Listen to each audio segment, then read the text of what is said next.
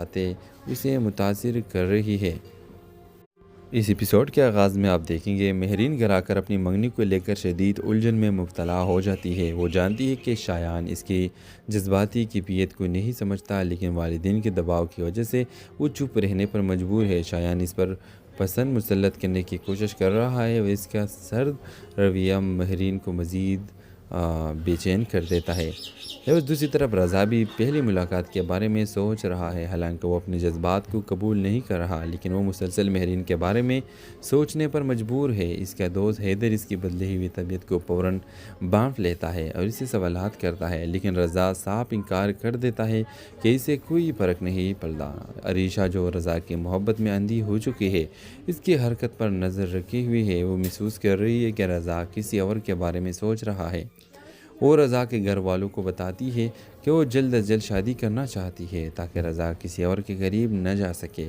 مہرین کی زندگی میں نیا موڑ تب آتا ہے جب وہ اپنی دوست سعدیہ کے ساتھ ایک کیفے پہ جاتی ہے اور وہ اچانک رضا سے سامنا ہو جاتا ہے۔ دونوں ایک لمحے کے لیے حیران رہ جاتے ہیں۔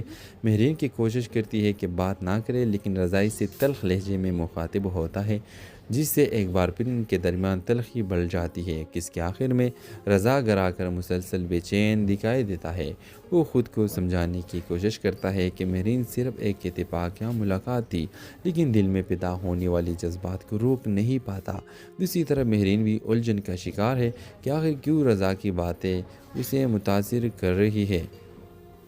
اس ایپیسوڈ کے آغاز میں آپ دیکھیں گے مہرین گھر آ کر اپنی منگنی کو لے کر شدید الجھن میں مبتلا ہو جاتی ہے۔ وہ جانتی ہے کہ شایان اس کی جذباتی کیفیت کو نہیں سمجھتا، لیکن والدین کے دباؤ کی وجہ سے وہ چپ رہنے پر مجبور ہے۔ شایان اس پر پسند مسلط کرنے کی کوشش کر رہا ہے اور اس کا سرد رویہ مہرین کو مزید بے چین کر دیتا ہے۔